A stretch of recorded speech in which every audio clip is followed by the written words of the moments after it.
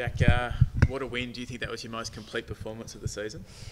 Yeah, it was really good to have a four-quarter effort. Probably one of the more consistent games throughout the year, and yeah, it goes down as like you said, one of our more consistent games for the year. Expectations externally are growing by the week. Is that something you have to manage internally? Not really. I think we just go about our business week to week. Focus on what we need to do to perform and play well on the weekend, and the rest kind of takes care of itself. So, as much as expectation it grows and gets put on us, it doesn't really affect how we go about our training and what we do. So, yeah, we just get to work and review the game today and move on. Is that the pressure you brought yesterday sort of the benchmark for you guys now for the rest of the season? Yeah, we pride ourselves on our pressure and our contest, and felt like that was at a pretty high level yesterday for 4 quarters. So we'll try and bring that again and replicate that as much as we can throughout the year. Did you start to feel in such an even year that anything's possible? Yeah, absolutely. You look at the ladder at the moment, and the competition's so close. So you've got to be on your game every week. You could lose 1 or 2 and find yourself down towards the bottom or up the top. So you got to stay on your game because it is such a competitive competition at the moment. Just the physicality at the start of the game, did you really make that a point to sort of target them and really hit them hard at the start and try and intimidate them? Yeah, like we want to bring physicality to every game we play. That's what we're kind of building our brand on and our contest work. So, hopefully we find that in our games more often than not, because we feel like that's when we bring that, we're playing at our best football. And the famous now Instagram post, what were your thoughts, and will those players be chatted to? Will you do that as co-captain? Or?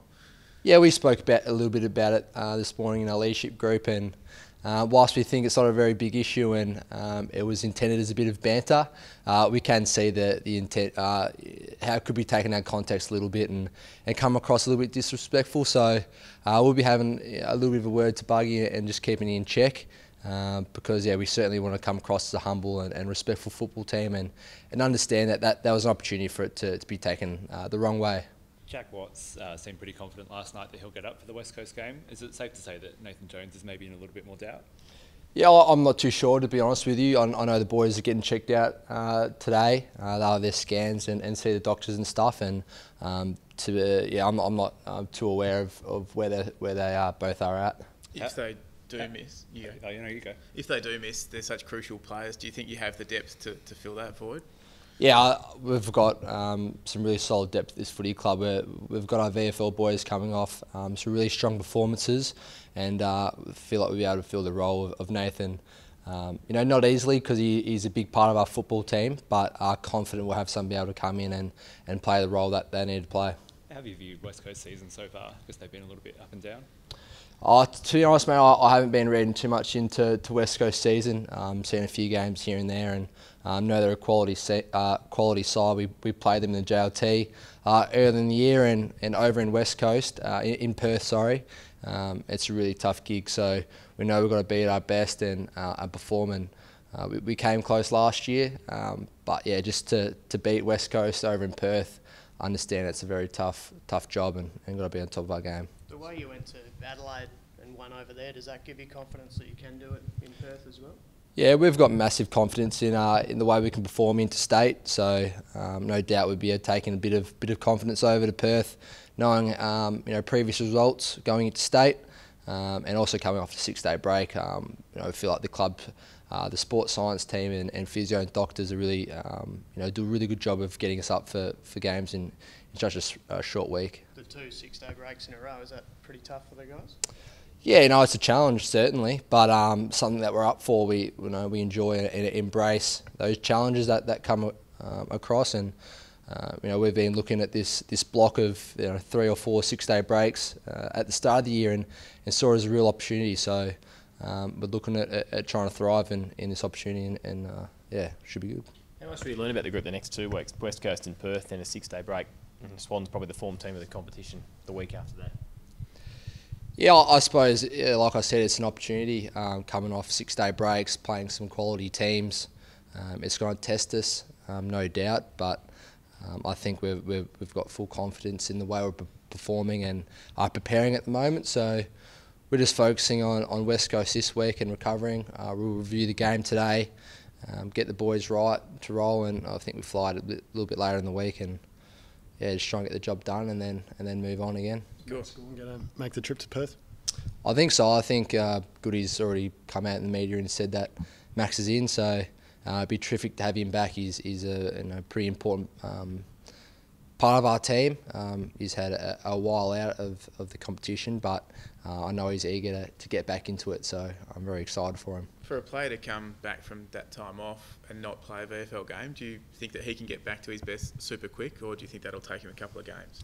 Yeah, he's been smashing himself out in the track, boxing and conditioning and running and football skills, so I've got no doubt he's ready to come in and perform, as do the sports science team and the coaching group. He wouldn't be coming in if they weren't fully confident. So I can't wait to have him back and putting it down in midfielders' throats again. How much does it help that midfield group and change what you're doing, being able to have a dominant ruckman in there? Oh, it certainly allows you to be a little bit more proactive and a little bit more dangerous, having a dominant ruckman. But I feel like we've been able to show over the course of a couple of months he's been out, we've still got the skill set as a midfield group to deal with not having dominant ruckman. So I feel like either way we can perform as a midfield group, but it certainly gives you a lot more versatility and allows you to be more proactive with a good ruckman in there. There's a big chance Kennedy could come in for the Eagles. Do you sort of just have to prepare that he will play? Yeah, it's pretty early in the week, and in terms of matchups and how West Coast are going to go about it, we haven't quite got there just yet. So we'll review the Doggies game today, and then after today we're moving on, full focus on West Coast. Now that you've got yourself in this position with 9 games to go, do you start aiming a bit higher? Do you think, why can't we finish in the top 4, for example?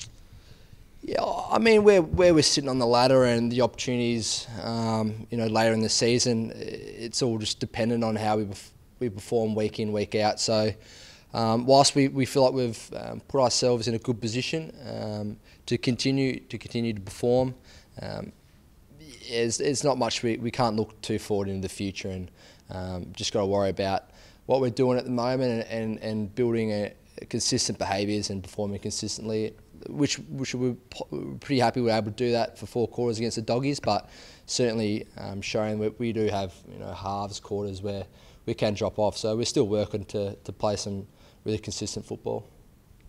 Beautiful.